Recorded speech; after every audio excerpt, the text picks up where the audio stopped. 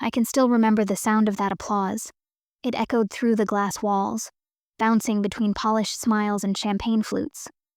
Everyone was celebrating, but the only thing I could hear was the steady thud of my own heartbeat.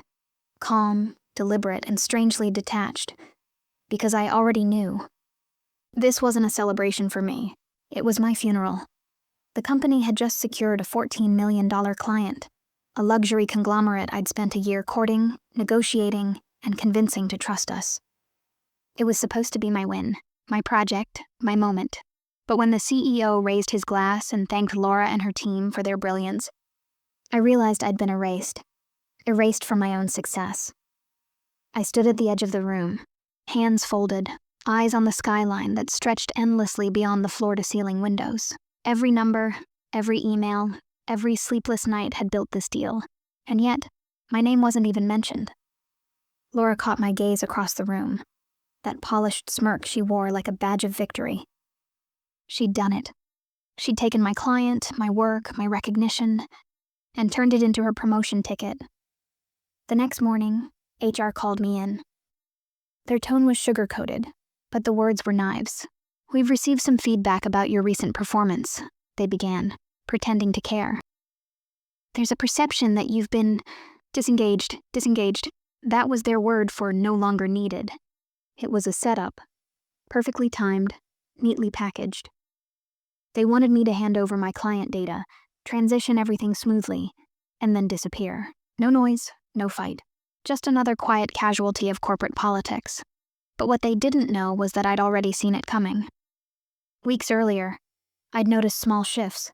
Laura suddenly attending my calls, CCing herself on every client email, looping me out of decisions I'd started.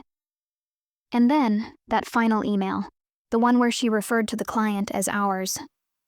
That was when I knew. So while they schemed, I started planning. I wasn't going to yell. I wasn't going to beg. I was going to walk away in silence, but on my terms. That night, I opened my laptop, drafted my resignation letter, and stared at the blinking cursor for almost an hour. My fingers hovered over the send button, but something in me whispered, not yet. Timing was everything in business, and revenge was no different. If I resigned now, they'd win. They'd take the client, the money, and my silence. But if I waited, if I played this just right, they'd lose everything. So I saved the draft, closed my laptop, and smiled for the first time that week, because by the time I handed in that letter, it wouldn't just end my career with them. It would end their biggest deal too. They thought they had taken everything from me. They had no idea I was about to take $14 million from them in return. They handed me a corner office on the pretense of a promotion, glass, a city view, and a plaque that read Senior Client Strategist. It looked impressive on paper. In practice, it was a stage for everyone else to rehearse their lines while I read the script I'd written alone. I'd spent the last 12 months living inside that client, learning the CEO's cadence, memorizing the finance team's pain points, predicting the months when liquidity would tighten. I knew their risk appetite better than my own calendar. My day-to-day had become a blur of diligence, modeling integration scenarios at 2 a.m, redlining decks until the font blurred, and flying to Milan to meet the procurement director when she finally agreed to coffee. I stitched together trust with spreadsheets and late-night follow-up emails. The client's head of strategy, a careful, private woman, started forwarding my memos straight to the board. She trusted me. I thought trust was enough. Then the shift began, tiny and surgical. Laura started arriving at my calls early, asking questions that made her sound indispensable. She began CCing herself on emails, not to help but to be seen. An innocuous meeting request would appear on my calendar with alignment in the subject. By the time I clicked in, half the deck had been quietly altered. Small erasures became a pattern. My slides renamed, my client anecdotes reframed as team insights, my proposals rebranded as collaborative work when it suited her. I kept my face neutral.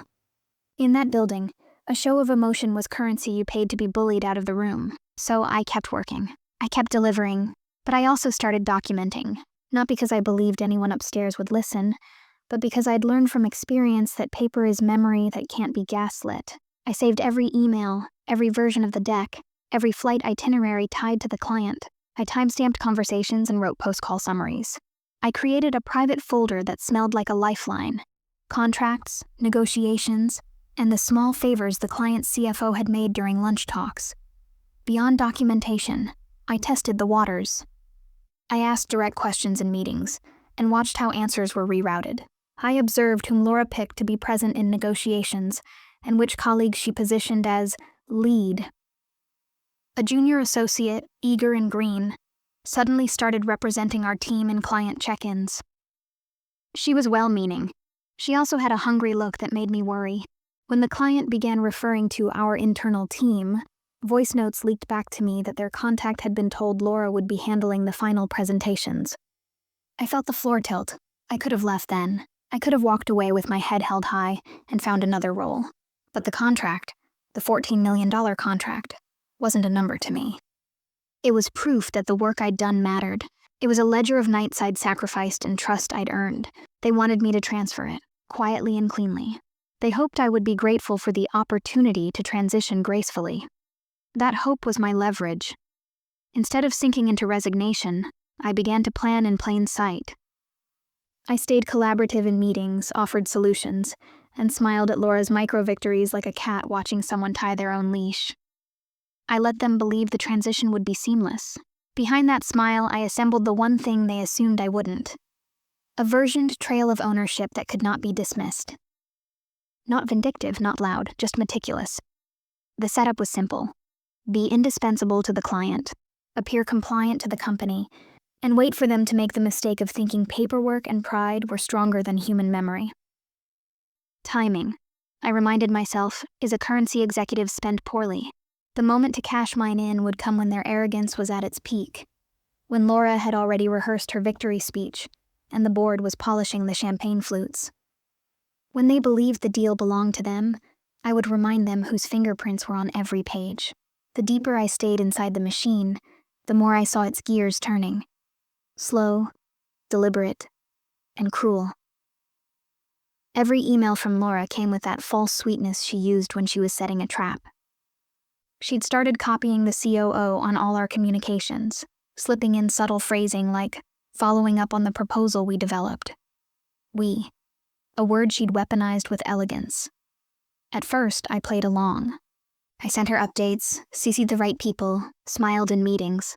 But beneath that surface, the war had already started. The client's CEO, Victor Lang, was a man who valued consistency above all. He'd once told me during a late dinner in London, "I don't trust contracts, I trust patterns." And for a year, I had been the pattern, the person who answered at midnight, who fixed issues before they reached his inbox, who remembered his daughter's birthday. So when Laura started attending calls pretending to be co-lead, it didn't go unnoticed. Victor's tone changed. He grew colder, shorter, more analytical. "Who's the final point of contact now?" he asked once during a follow-up on deliverables. I smiled and said, "Same as always. You'll never have to guess where accountability lies." He nodded, slowly. That's when I knew he'd seen it too. But inside my company, the noose was tightening. HR began checking in on me weekly, under the guise of supporting my career transition. Laura had clearly started the paperwork to edge me out, softly, quietly, before bonus season. I could almost admire the precision. Almost. Then came the internal audit. They asked for client documentation to ensure compliance. Every slide deck, every version of the proposal, every communication thread. They wanted copies. They framed it as record-keeping, but I knew better. They were gathering ammunition to claim the deal as Laura's, and my exit as planned succession. That night, I sat in my apartment surrounded by printouts, each page carrying my fingerprints, my words, my sleepless effort. I looked at them spread across the table like evidence in a silent trial. And that's when the shift inside me became final. I wasn't just hurt anymore, I was strategic. I copied the latest client deliverables into a private encrypted drive. Not to leak, I wasn't that reckless. But I wasn't going to let them rewrite history either. I saved every chain showing how each milestone had been approved under my name. I had screenshots, timestamps, even versions showing how Laura's contributions began only after the client was already committed. Still, I kept my composure. At work, I was the picture of professionalism. Calm, cooperative, even gracious. Laura mistook that calm for surrender. She thought she'd already won. Then one morning, she called me into a joint review meeting with Victor's team. The final sign-off, the one that would close the $14 million contract. The moment I entered, I could feel the tension. Victor sat with that same quiet power he always carried, but his assistant wouldn't meet my eyes. Laura started the meeting confidently, controlling the screen share, presenting the deck as if she'd built it herself. Every few slides, she'd say phrases like, "When we analyze this," or "our proposal included," taking collective ownership of work I'd crafted word by word. I waited, watched, let her talk, until she reached the integration plan, my masterpiece. The section she didn't fully understand. That's when she froze. Victor raised an eyebrow. "Can you explain how this risk mitigation aligns with our previous tax exposure model?" he asked. Laura blinked, smiled nervously, and began fumbling with the slides. "Well, our team analyzed," I interrupted gently. "Actually, I can take that one." And then, for the next 15 minutes, I spoke. Calmly, precisely, walking through numbers, contingencies, and strategy with such confidence that even Victor's skeptical tone softened. By the end, he was nodding again. Laura sat silent. The meeting ended with Victor saying, "I look forward to continuing this partnership," and provided, "Our original point of contact remains consistent." There it was, my lifeline wrapped in corporate language. After the call, Laura pulled me aside, her voice tight. "You made me look unprepared." I smiled faintly. "You did that yourself." That evening, HR sent me an invitation for a transition planning session, my final sign. They were going to push me out officially, but I wasn't panicked. Because now, I had something they didn't: leverage and timing. The client wanted me, not them. The deal was about to close. And my resignation letter was still sitting in drafts, waiting for the perfect moment, a moment that would cost them everything they'd stolen.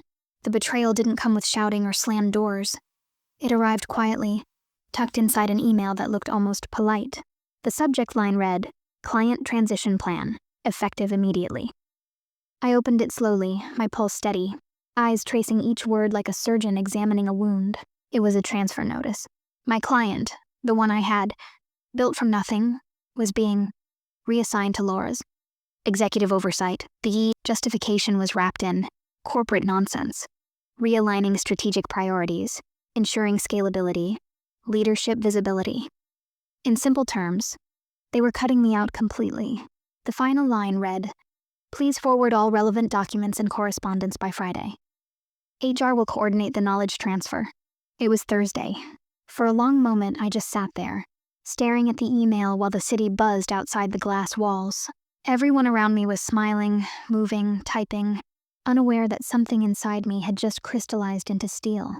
Laura appeared in my doorway a few minutes later, holding a cup of coffee she didn't intend to drink.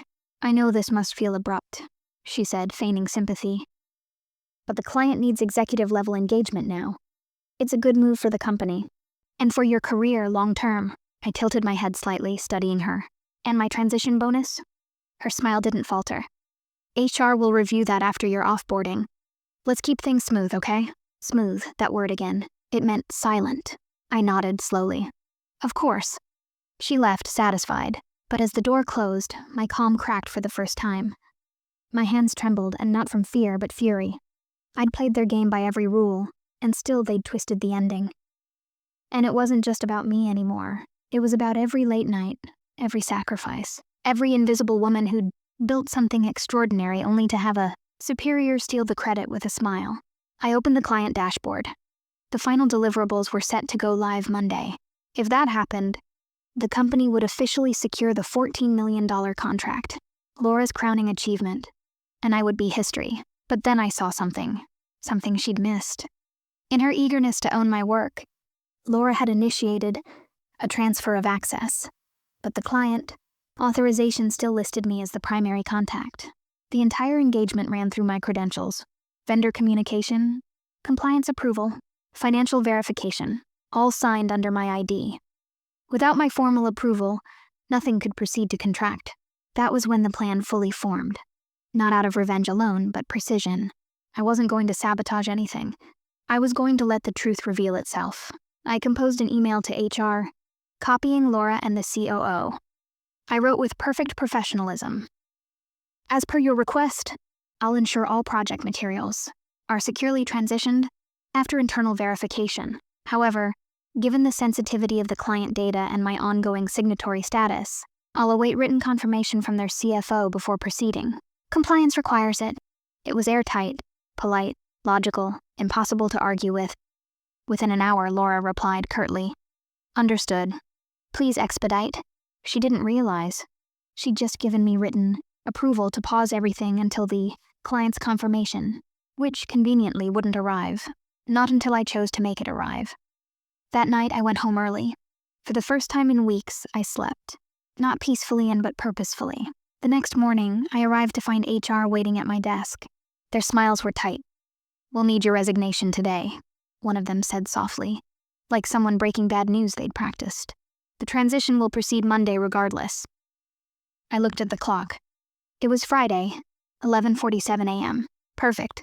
I printed my resignation letter, the one that had been waiting in drafts for weeks, and held it in my hand as I walked down the corridor toward Laura's office. The sound of my heels against the tile felt like a countdown. Inside, she was on a call, laughing, planning Monday's success announcement. Her voice carried that same arrogance I'd once mistaken for confidence. When she hung up, she looked up and smiled. "You're early." I placed the envelope on her desk. "Not really, just right on time." She frowned, opening it. Her smile faltered. "Effective immediately?" "Yes," I said, calm and clear. "And as per compliance, my access to the client account will be suspended upon departure." Her eyes widened. "Wait." But it was too late. By the time she called IT, my credentials were already locked, and the client's system had automatically flagged the account as inactive. The contract authorization was frozen. $14 million? Stalled. That was the moment she finally understood what she'd done. She'd built her empire on a foundation she didn't own, and now it was gone. I didn't celebrate when the contract froze. I planned. The freeze was a clean, surgical cut. A pause that forced every player to show their hand. Laura's panic was a soundless thing. She paced, she messaged, she begged it. The board called for an emergency briefing. Victor's assistant left cryptic voicemails that fizzed with confusion. Everything I needed was unfolding exactly as I dreamed. Not because I wanted chaos, but because the truth prefers daylight. My weapon was simple: documentation and choice. I had every version of every deck, every travel itinerary stamped with receipts, every thank you note from Victor's team.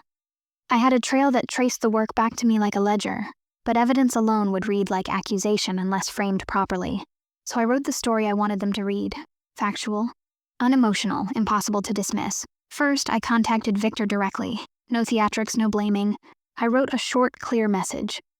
I explained the status change, detailed why my credentials were the authorizing ones, and asked for a confirmation. Email from their CFO authorizing the transfer. Exactly what compliance required. I copied only the client's legal counsel and no one from my company. I didn't threaten. I offered clarity. That note put the ball back in the client's court and reminded them who had been stewarding their program for the past year. Next, I emailed the board in compliance with a timeline. Every milestone, every decision, every approving signature. It was presented as a compliance briefing. Dry, professional, and precise. No accusations, only timelines and attachments. I wanted them to see the record, not feel the emotion. When you remove heat from a situation, facts stand alone. Then I executed the part they never expected. I offered an option to Victor. He could wait while the company scrambled to restore credentials and risk onboarding delays. Or he could choose continuity, a guarantee that the team who built the plan would execute it. I proposed a bridge. Have an independent, third-party verification of the work and a short-term engagement directly with me as consultant while the company sorted internal ownership. I made it clear I wasn't sabotaging the client. I was protecting their interests. That framing flipped the narrative. Suddenly, Laura's interruption looked like corporate theater, and the client's risk exposure real. While Victor considered, I made contact with legal. I asked for a confidential assessment of any clauses in the engagement that touched transfer of personnel, signatory authority, or representations about who led the work. Good contracts have teeth, Bad actors are often sloppy about the fine print. Unsurprisingly, Laura and the company had celebrated the headline without reading the small text. There were clauses that required client acknowledgement for any change in primary contacts. Those clauses were compliance-grade anchors. With that leverage, I negotiated quietly. I wasn't vindictive. I was strategic. I asked for two things: formal recognition of my role in the engagement and an offer from the company to guarantee minimal disruption, or failing that, paperwork that released the client to work with me directly. It was audacious, yes, but it mirrored the reality. The client trusted me. If the company insisted on keeping the account without acknowledging my role, they'd either lose the client to inactivity or be forced into an ugly legal tangle. The board convened. Laura defended, floundered, and resorted to telling a story that didn't align with the documented trail. The more she talked, the clearer the timeline became. Victor sent his CFO a terse note asking for clarity on the chain of responsibility. Compliance refused to greenlight a transfer without the client's written consent, which would require internal escalation and time. In short, the company had built a celebration on sand. I had the blueprint, the client's trust, and the patience to wait while the tide came in. My resignation was no longer a surrender. It was the opening move in a negotiation where truth had the advantage. Monday morning arrived like a loaded gun. The office buzzed with tension. Everyone could feel it. The silence before impact. The client's contract, worth $14 million, was still suspended in limbo. The champagne that had been chilling in the executive suite stayed unopened. Laura's voice carried across the floor, sharp and desperate. I could hear fragments of her argument from my former office. We just need temporary clearance. She resigned voluntarily. Yes, I have it under control. But she didn't. Not even close. By 10 a.m., an urgent meeting was called with the board, compliance, HR, and legal. They invited me, which told me they were panicking. I walked into the room with calm precision. Black blazer, steady breath, no visible anger, just composure. The CFO opened the meeting. We've received notice from the client. They're withholding contract execution until we clarify internal ownership. Laura, can you explain why your name is on the final submission when the prior documents all list? He glanced down. Her. The word hung in the air like a gavel strike. Laura cleared her throat, smiling too brightly. It was a team effort. I stepped in for final negotiations when I interrupted softly. When I was still the authorized liaison. Correct? The CFO looked up, waiting. Laura hesitated. Technically, yes, but we needed leadership visibility. I opened my folder. Here are the client's approval logs, my travel reports, and 12 months of communications, confirming that every deliverable and strategy originated under my direct supervision. I slid a neat stack of documents across the table. You'll also find the clause requiring written consent from the client before changing the lead consultant. That consent was never obtained. The legal officer took the folder. Is this accurate, Laura? Her silence was answer enough. I leaned back slightly. To be clear, I didn't block the deal. I followed compliance. The system simply recognized that I was no longer authorized once I resigned. It's automated. The CFO exhaled slowly. So we can't finalize the contract without the client's approval to reassign authorization. Correct, I said. And given that the client's CFO requested clarification, I suspect they'll want to review the situation before moving forward. In other words, the deal was dead. For now, at least. Laura's composure cracked. You're sabotaging the company out of spite. I met her glare with quiet precision. I spent a year building something that was taken from me. I'm not sabotaging anyone. I'm ensuring accountability. There's a difference. The CEO, who had been silent until now, finally spoke. This is unacceptable. We cannot afford to lose this client. He turned to me. What will it take to fix this? There it was, the real moment. Not an apology, not justice. Just desperation wrapped in profit. I paused before answering. The client trusts me. If they're willing to proceed under my consulting, I can ensure a smooth transition. Otherwise, I suggest you start preparing for a new RFP cycle. The CFO's pen froze mid-note. HR shifted uncomfortably. And Laura. She just stared, realizing the magnitude of what I'd done. I hadn't destroyed the deal. I'd simply removed myself from their equation, and the entire formula collapsed. By noon, the client's legal team had sent an official notice. We are temporarily suspending all contractual commitments pending internal clarification of project leadership. Translated, They were done with the company. But Victor, the CEO I'd built the relationship with, called me personally that afternoon. His voice was calm, almost amused. "I admire precision," he said. "You handled this with integrity. My board isn't comfortable working with your former employer anymore. I'd like to discuss a direct consulting engagement, under your own name this time." I smiled faintly. I'd be happy to. That single call was the exhale after months of quiet suffocation. When news broke internally that the $14 million deal was officially off the table, chaos erupted. The board launched an internal review.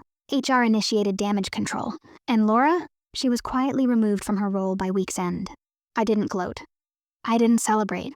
I just packed my things, walked past the glass offices that once made me feel invisible, and left with a quiet sense of balance. I'd played their game by their rules, and won by never breaking a single one. They'd taken my work. I'd taken their deal. Simple math. When the audit report finally hit the boardroom, silence spread like wildfire. The numbers told a story, cold, clean, undeniable. The very system Derek used to hide his crimes now revealed every transaction, every misused fund, every falsified entry. I didn't need to say a word. The evidence spoke louder than I ever could. Derek's face drained of color as the chairman read out the summary. "Mr. Blackwell, it appears the whistleblower was correct." The room froze, eyes bouncing between him and me. For a moment I thought he might explode, but instead, he laughed. A hollow, broken laugh that echoed off the walls. Then security walked in. He didn't resist. He just turned once, looked at me with a twisted half-smile and said, "You'll never last here. They'll turn on you next." But I didn't flinch, because I hadn't done this for power or revenge anymore. I'd done it for truth, for every woman who'd been silenced, every junior analyst whose work had been stolen, every career Derek had crushed. When the board later offered me his position, I hesitated. Then I accepted, but on one condition: that the company rebuild its ethics system from the ground up. The culture of silence had ended the moment I spoke. Months passed, and the office air changed. Meetings felt lighter, conversations real. People stopped whispering, started collaborating. I wasn't naive enough to believe corruption ever truly dies. But it can be contained, exposed, fought. And sometimes, revenge doesn't need to destroy someone. It just needs to illuminate the dark corners they thought would stay hidden forever. In the end, I learned that revenge doesn't always roar. Sometimes it whispers through quiet justice. It's not about watching someone fall, it's about standing taller after they tried to break you. Derek's downfall didn't bring me joy. It brought clarity. The real victory wasn't in his arrest or my promotion. It was in knowing that truth, patient, relentless truth, will always find its way through lies.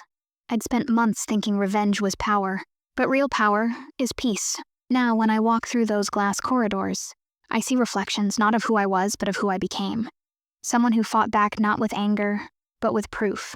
Someone who learned that silence protects no one. The world inside corporate walls may still play its games, but I've seen how one voice, steady and brave, can shatter an empire of deceit. And that's the thing about revenge, it doesn't have to destroy. Sometimes it rebuilds. This is Revenge Untold, where the powerful fall and the truth always rises. Don't forget to subscribe.